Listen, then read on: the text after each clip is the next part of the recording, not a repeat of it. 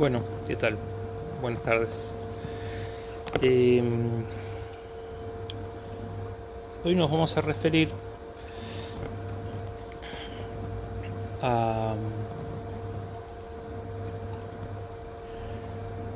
sistema de reforma en la Constitución. Dijimos que las constituciones pueden ser en las clases, pueden ser flexibles, pueden ser rígidas, pueden ser analíticas, genéricas. La nuestra es rígida, por lo menos relativamente rígida, porque necesita, para ser reformada, convocar a una convención, o sea, una convención ad hoc para la reforma, que es el poder constituyente derivado. Entonces, ya recuerdan que ustedes hablamos de un poder constituyente. Hay un poder constituyente originario, que es aquel que sanciona la primera de las constituciones, que pone las condiciones para el ejercicio del poder, pero que no lo ejerce. Y habíamos dicho que el poder constituido, que es el gobierno, ejerce el poder, pero no pone las condiciones para su ejercicio. Es decir, que cuando hay una modificación a la Constitución, no la puede promover el mismo poder constituido, sino llamando a una convención constituyente. Eso lo hace más rígido, no lo hace extremadamente rígido, porque ahora vamos a ver cómo es el sistema, pero le da cierta rigidez. Nosotros en el artículo 30 de la Constitución hay una cláusula que es de la reforma. Es una cláusula que dice esta Constitución podrá ser modificado en todo o en cada una de sus partes, pero dicha reforma no se llevará a cabo si no es a través de una convención especialmente convocada a los efectos de la reforma, y siendo declarada la necesidad de reforma por el Congreso de la Nación con al menos 2/3 partes de sus miembros. Bueno, y acá viene la pregunta: ¿la Constitución puede ser reformada toda? ¿Absolutamente toda? ¿Dónde quedarían aquellos contenidos pétreos? ¿Qué pasaría si se alterara el contenido dogmático, el núcleo dogmático de la Constitución? ¿Qué pasaría si se reformara una Constitución que dice que este Estado ahora va a ser unitario, que el gobierno no va a ser de representación general sino sectorial? ¿Qué pasaría? ¿Sería válida? ¿No sería válida? ¿Se puede declarar inconstitucional una reforma constitucional? ¿Se puede declarar inconstitucional la Constitución? Bueno, vamos por partes. Entonces, esta Constitución puede ser reformada en todo o en sus partes. Entonces, parecería, si nosotros estudiamos que la literalidad es la primera de las interpretaciones, dice todo. Ahora, habría que entender. Hay quienes dicen, bueno, literalmente dice y está todo resuelto. Y después aparecerán, como por ejemplo Germán Vidal Campos, ustedes lo deben tener en ese compendio, que dice, bueno, no, momentito, porque todo no quiere decir todo. Hay un todo cuantitativo y hay un todo cualitativo. Espero que no se rían, no digan que los abogados hacen lo que quieren, pero bueno, ¿no? Vidal Campos sacó magistralmente ese es el concepto de un todo cualitativo. Entonces dice, bueno, puede ser en realidad modificado todo en cuanto a los artículos. ¿Se puede modificar el artículo 1? Sí. No, a ver, el artículo 1 dice, la nación argentina adopta para su gobierno la forma representativa republicana y federal. ¿Y se lo puede modificar? Sí. Puede poner: el Estado argentino adopta para su gobierno la forma representativa republicana y la forma federal de Estado. O sea, cambian las palabras, cambia el artículo 1, pero en la esencia, la sustancia, el contenido pétreo, esto sigue siendo un Estado federal y sigue siendo democrático. Entonces dice, bueno, el todo cualitativo no se puede cambiar. El cuantitativo sí. Tema.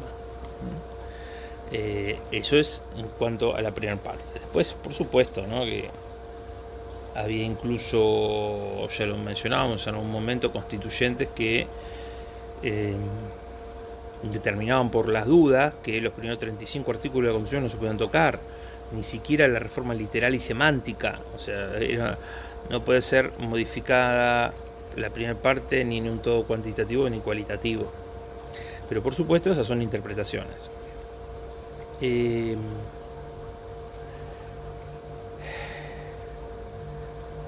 ¿Qué la caracteriza este sistema de reforma?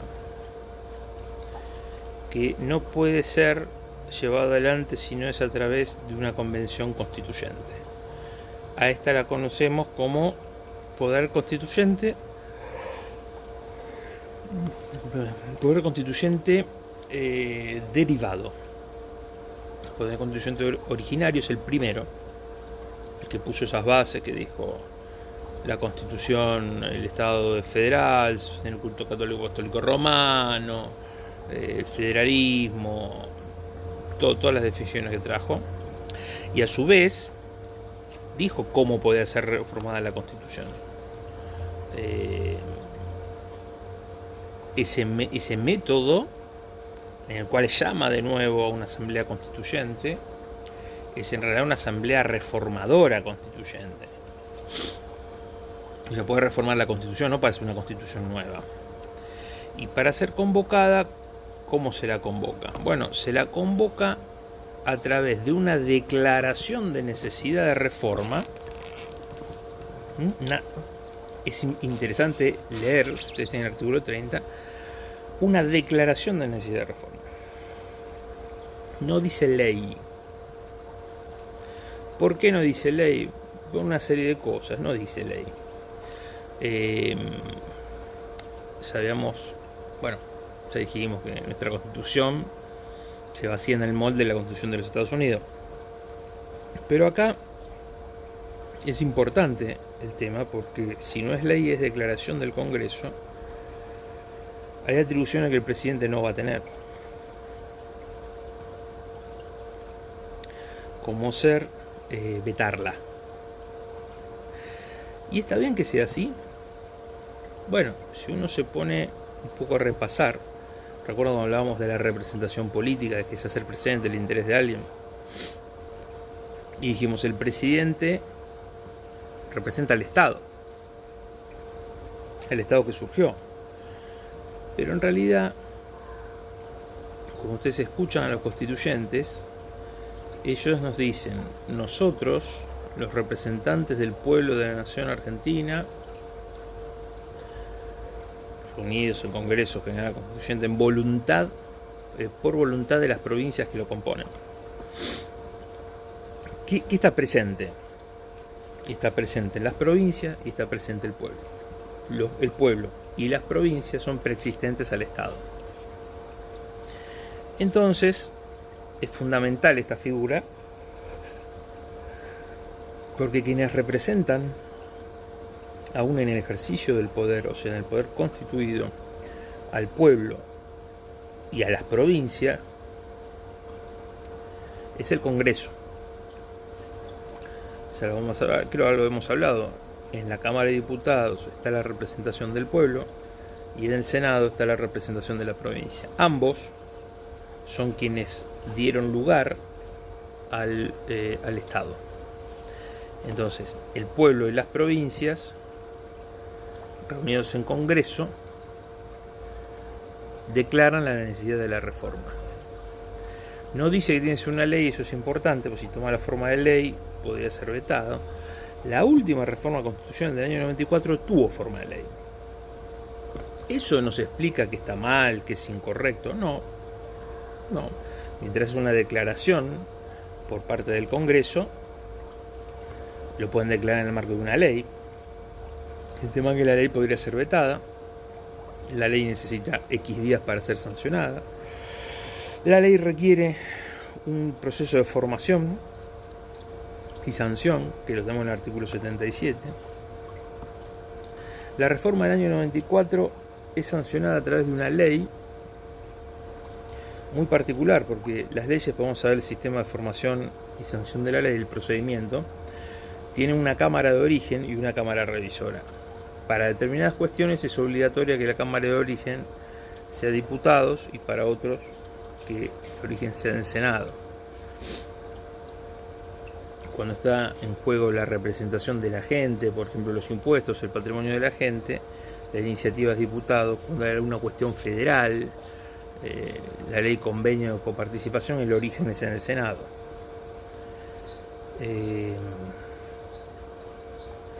La ley que se sancionó en el 94, que declara la necesidad de la reforma, nace en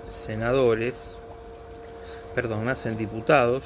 Es un proyecto además que manda el Poder Ejecutivo. La verdad no es la manera más prolija, entiendo yo personalmente. La trata de diputados y diputados sanciona algunas cosas. Entre ellas, modifica el mandato de los senadores. Antes los senadores duraban 9 años, antes del año 94. Entonces los diputados deciden bajarlo a 4.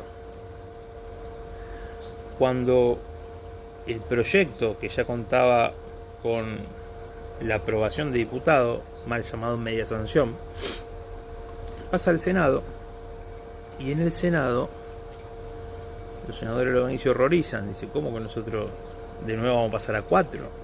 Los senadores van a durar 6 años. No había mucho tiempo, porque hubo un tironeo muy importante por la reforma del año 94. En el 95 tenía que haber elección de presidente. Y es que deciden mandarlo al Poder Ejecutivo para que Menem la promulgara. Tampoco muy republicano, porque él tenía intereses, ¿no? Porque él quería ser reelecto. Y la Constitución reformada en el 94, entre otras cosas, habilitaba la reelección, que antes estaba prohibida. Entonces, ahí lo que pasó, hubo un defecto formal. Y si hay un defecto formal en la sanción de la ley, ¿no? Probablemente debería haber caído esa declaración de necesidad. Pero digamos, el consenso posterior en la convención, digamos que lo limpió todo, digamos, pero no fue prolijo. Por eso yo por lo menos sostengo, manifiesto, que primero, la reforma de la Constitución está en la primera parte, está en las declaraciones. Es casi mencionar que nuestro sistema es un sistema rígido para la reforma, o semirrígido. Ahora vamos a ver por qué. O lo transforma en semirrígido. Y de lo que se necesita es una declaración del Congreso. Y ahí hace una mención. Dice, esta declaración deberá ser sancionada con las 2/3 partes, al menos, las 2/3 partes, al menos, del Congreso. De sus miembros, dicen, de sus miembros. A ver, ¿qué significa? ¿Cómo debe leerse esto? El Congreso es un órgano complejo, vamos a ver después, en el cual interactúan diputados y senadores. Cuando veamos la parte del legislativo, vamos a ir más lento.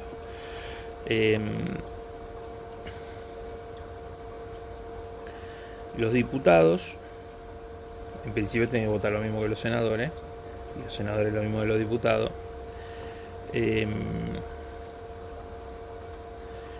Lo que deben votar es cada uno por separado, porque eso es el Congreso. Si actúan de manera conjunta, eso es una asamblea legislativa. Y la asamblea legislativa se reúne para escuchar el mensaje del presidente el primer día de la apertura de las sesiones, Pero el funcionamiento del Congreso, como es complejo, implica la conciliación de intereses de los representantes del pueblo con los representantes de la provincia, con lo cual el cómputo tiene que ser por separado 2/3 partes del Congreso de diputados y 2/3 parte del Senado. Pero además 2/3 parte de qué, dice, 2/3 partes al menos de sus miembros. ¿Cuántos diputados tiene la Cámara? 257. Es decir, 2/3 partes de 57.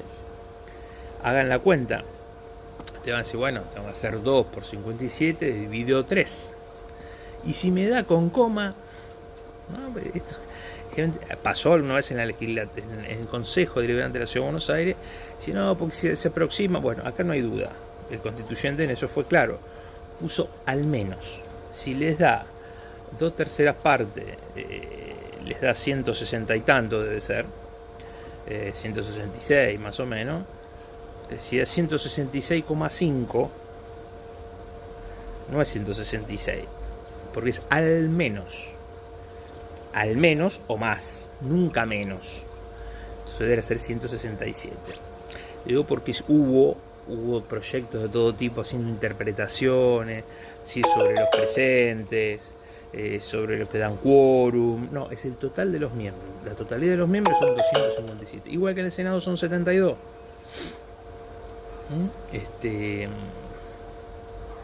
Son 72. El Congreso hoy no van a juntar nunca 257, porque hay 2 o 3 que están de licencia, porque ocupan cargos en el Ejecutivo. Entonces eso hace que no haya 257, sean 252, 253, y eso no está bueno en realidad. En el Senado lo mismo, hay uno que está suspendido, está de licencia, el Perovich, creo que es un senador por Tucumán. Entonces no son 72 hoy, de todas maneras tienen que ser 2/3 partes de 72. O sea, ahí sí nos estaría dando 48, creo. Algo así. Al menos. 48 da, al menos. Da justo 2/3 partes. Pero bueno. Me van a decir, bueno, pero me estás analizando la literalidad, es una pavada. Ojo, porque hubo una reforma constitucional en 1949 que fue declarada inconstitucional, paradójicamente, por una dictadura, por la Revolución Libertadora. Fue declarada inconstitucional porque en la declaración de necesidad de la reforma habían tomado diputados más senadores, o sea, han hecho una asamblea, y no es lo mismo. ¿No? Obviamente no da lo mismo, más porque en uno la representación es por sistema proporcional DONT y otro sistema de listas incompletas, ¿no? 2 y 1, 2 y 1.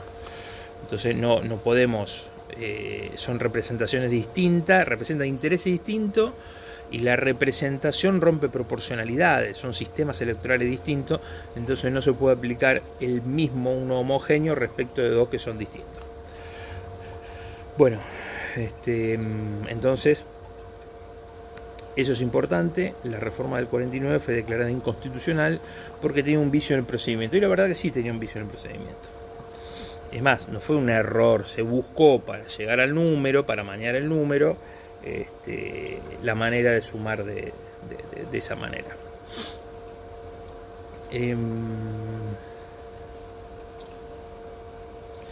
La declaración de la necesidad. Bueno, declarada la necesidad como corresponde, se convoca una elección de una asamblea constituyente. Asamblea que va a estar compuesta, por lo general, cuando se hizo, por el doble de los diputados más senadores que tenga cada distrito. ¿Cómo se entiende esto? Capital Federal tiene, Ciudad de Buenos Aires, perdón, tiene 25 diputados, que se elige por mitades. Algunos años se eligen 13, a los 2 años se eligen 12, otros 2 años se renuevan los que eran 13, a los otros años se renuevan 12. Bueno, así todas las provincias. Las provincias por lo menos tienen 5 diputados cada una. Y tienen 3 senadores. ¿Qué es lo más o menos interesante? Es un Estado federal, ¿no? Entonces es el Congreso pueblo y provincias, que tienen que reformar la constitución que ellos crearon. Y en este sentido, lo que va a buscar es un mix por la proporcionalidad en la representación del pueblo y los senadores. Son 3 por provincia, ahí se igualan todos. Entonces quiere decir que algunas provincias van a tener 5 y 5, 10, 3 y 3, 6, 16 convenciones constituyentes por lo menos. Las provincias chicas, todas las provincias van a tener al menos 16 constituyentes. Eso es interesante. Ciudad de Buenos Aires va a tener 50 y 6. Ustedes pueden decir, bueno, pero 56 es 3, casi 4 veces más grande. Sí, pero la Ciudad de Buenos Aires tiene 3 millones de habitantes y hay provincias que tienen, Rioja, por ejemplo, 300.000 o menos aún. Entonces no hay una diferencia de 10-1 en la incidencia de una provincia sobre la otra. La provincia de Buenos Aires tiene 70 diputados, con lo cual va a llevar 140 convencionales constituyentes, 146. Y uno va a decir, bueno, 146 respecto de 16 es 9 veces más. Es 9-1, sí, pero la provincia de Buenos Aires tiene más de 10 millones de habitantes. Tiene más de 10 millones de habitantes y hay provincias, La Matanza sola tiene más de 1 millón y provincias que decíamos tenemos 300.000. Entonces tendría que hacer, no sé, un 30-1 la diferencia, y no va a ser 30-1, va a ser 9-1. Entonces, ¿qué se busca en ese sistema, en esa asamblea constituyente? Achicar la brecha respecto de la representación proporcional, porque tiene un peso por el hecho de ser provincia. Hay un mix entre la provincia y... Entonces, digamos, más o menos justo. No olvidar que en la última reforma constitucional se eliminó el colegio electoral para elegir al presidente. Entonces, bueno, ahora por lo menos todavía preserva esa preponderancia porque es un Estado federal. Bueno, entonces ese es el mecanismo de la reforma de la Constitución. Se declara la necesidad, se reúne este Congreso y ahí viene la cuestión. Hay una declaración de interés de reforma. Es decir, que el poder constituido, el Congreso, parte del poder constituido, actúa como poder preconstituyente. Por eso, nuevamente, yo vuelvo a objetar que se lo haga a través de una ley, ¿no? Porque la ley es una norma de carácter general impersonal para los tiempos que vienen. Y en este caso va a ser una prescripción a un organismo que se va a formar, en el cual le dicen, mire, nosotros vemos que son estos los contenidos que se deben modificar. Y acá viene un tema. Ese temario que le ponen, de los puntos a reformar en la declaración de necesidad de la reforma, ¿en qué modo condicionan al convencional constituyente? Porque esto es un tema. Quien ejerce el poder no pone las condiciones para ejercerlo, y quien pone las condiciones para ejercerlo no lo ejerce. Y en este caso particular del poder constituyente derivado, habría que ver si tiene las condiciones para ir más allá de la declaración de la necesidad de la reforma. Por lo visto, según dijo el constituyente originario, no. Hay otro que dice, bueno, el poder constituyente en ese momento es soberano. Soberano es cuando el pueblo era soberano y decide en un proceso constituyente darle poder a esa asamblea, y ahí podemos decir que la asamblea fue soberana. Pero el Estado ahora está existiendo y va a poner modificaciones en base a un sistema que arregló el poder constituyente originario. Pero bueno, ¿por qué viene todo esto? ¿También es una charla teórica? No, también se generaron problemitas, hay problemas, todavía se siguen discutiendo, respecto a si el poder constituyente puede apartarse o no. Un caso muy particular, que después vamos a ver cuando veamos la relación entre el Poder Judicial y el Poder Ejecutivo, es el famoso caso Fait. Fait era un juez, llegó a la edad de 75 años, se tenía que jubilar, según el artículo 99, inciso 4 de la Constitución. El presidente nuevamente tenía que firmar su acuerdo y el Senado debería otorgárselo. Y Fay consideró que esa era una disposición que violaba la independencia del Poder Judicial y por lógica, al sistema republicano de gobierno. Era miembro de la Corte, él se corre, resuelve el resto de la Corte y resuelven que el artículo 99, inciso 4, no puede aplicarse. Gran revuelta, constituyentes como Antonio María Hernández, pues yo se lo escuché decir a él en una conferencia, se alarmaba diciendo: a mí en el mundo me preguntan cómo es posible, no sé si el mundo mira tanto la Constitución argentina, pero lo enfatizaba de esta manera, cómo puede ser que el poder constituido, la Corte Suprema es poder constituido, declare inconstitucional al poder constituyente, declare inconstitucional a la Constitución. Parece una locura. Pero bueno, una de las cuestiones que se le objetaba a ese artículo 99, inciso 4, es que no estaba en la declaración de necesidad de la reforma. No estaba. Además de que genera un contrasentido importante, porque si la interpretación es armónica y el artículo 110 dice que la garantía de inamovilidad de los jueces y la intangibilidad de sus remuneraciones son dos garantías que tiene el Poder Judicial frente al Poder Ejecutivo y al Poder Legislativo, digamos que darle un contrasentido, decir, bueno, no es mientras dure la buena conducta, es hasta los 75 años. Entonces eso vulneraría la independencia.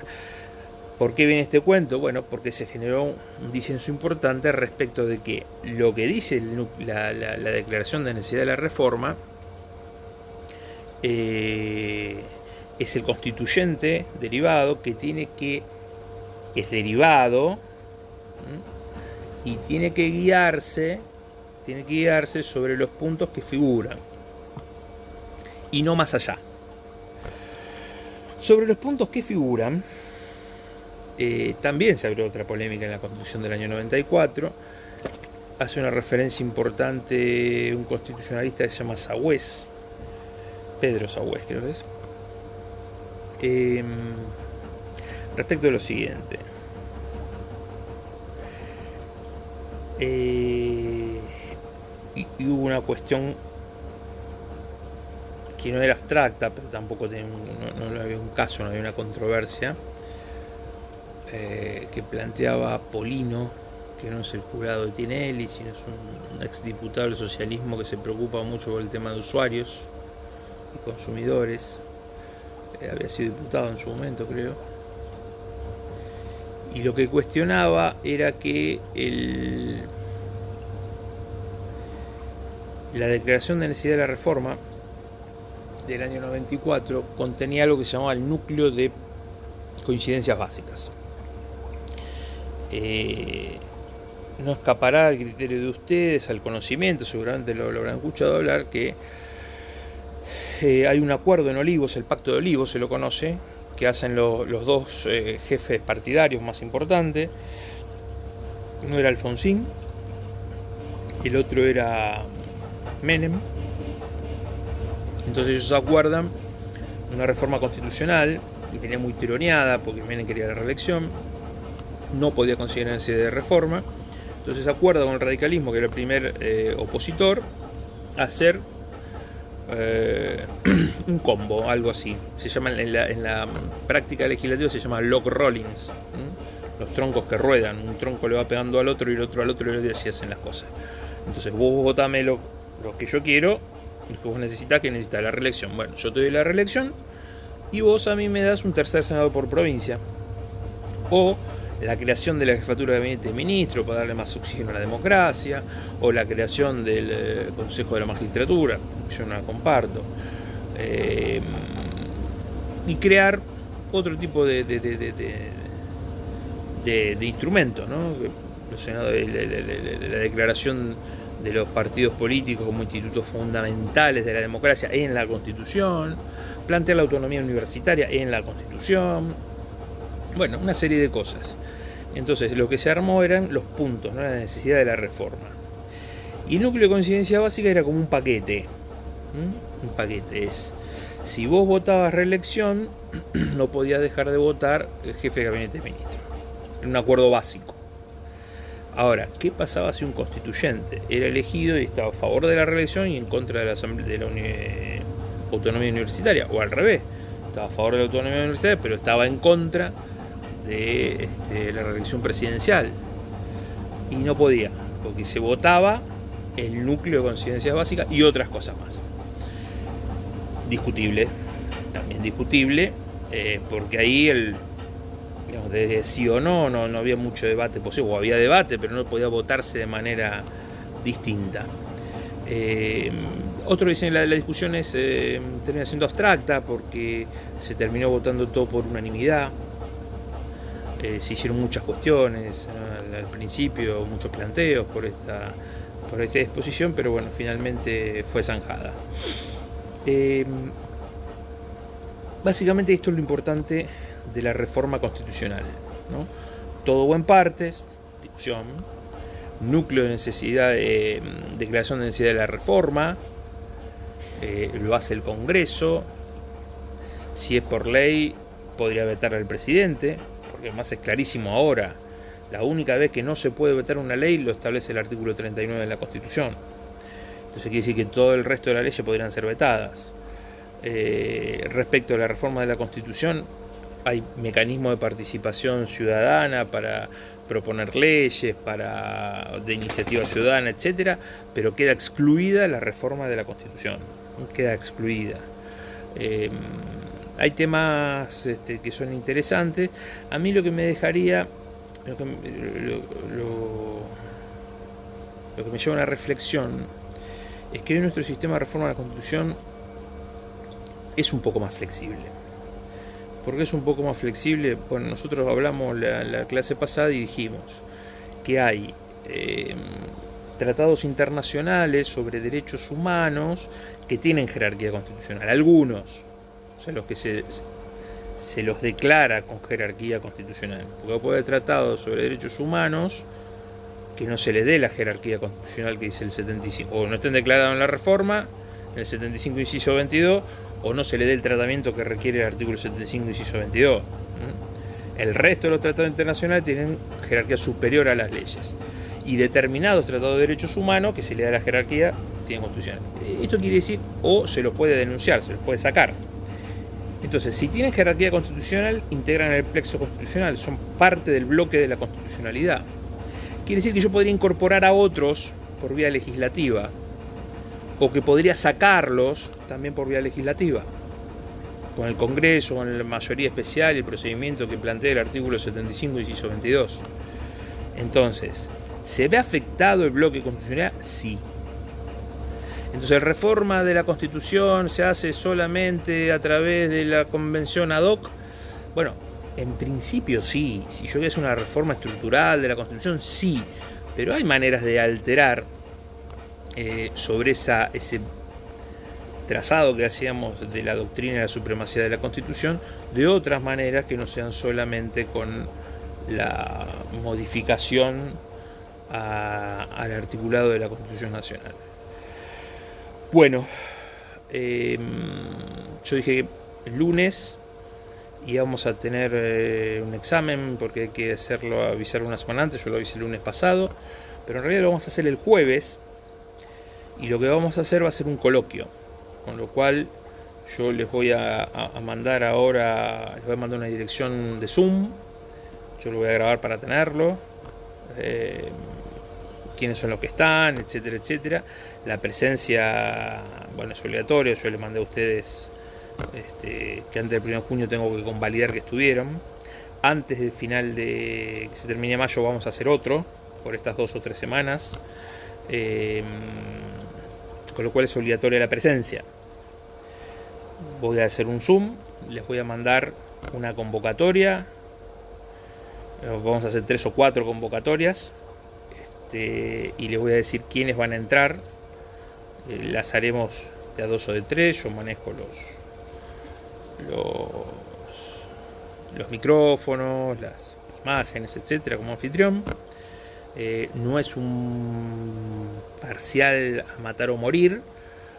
Coloquial quiere decir que ustedes me van a explicar, cuando yo les dé un tema, ustedes van a desarrollar el tema. ¿Qué es lo que tienen que ver? Bueno, todos los temas que di yo, todos los temas que di hasta ahora y que se van a dar un poquito más, figuran en el libro de Vidar Campos. Forman parte también del programa, del curso. Todo lo que di yo está en el libro de Vidar Campos, salvo la primera parte que le mandé algo de Rousseau, pero como de manera coloquial, creo que vamos a sobrellevar el tema. ¿De qué se trata? Se trata de que ustedes demuestren conocimiento sobre el tema, y un poquito más mejor, porque acá, digamos, el que vino y lo superó, se le pone que validó, no me acuerdo cómo se dice, y eso quiere decir que estuvieron entre el 4 y el 10. Entonces, para mis fueros interiores, para mi libretita, eso va a significar, para mí, voy a hacer una referencia de cuán bien estuvieron, ¿no? Entre el 4 y el 10, a los efectos de ver cuando se levante, cuando se abra este distanciamiento que propone la universidad a partir del 1 de junio, si existe la posibilidad de que esto se convalide directamente como un curso virtual y se pase la nota que uno puede obtener, o por exámenes, o por estos parciales orales, que uno puede, exámenes orales. Bueno, en síntesis, el día jueves sí vamos a hacer en el horario de 5 a 7, vamos a hacer un Zoom para que participen todos ustedes. Así que les mando un saludo y nos vemos en otro video.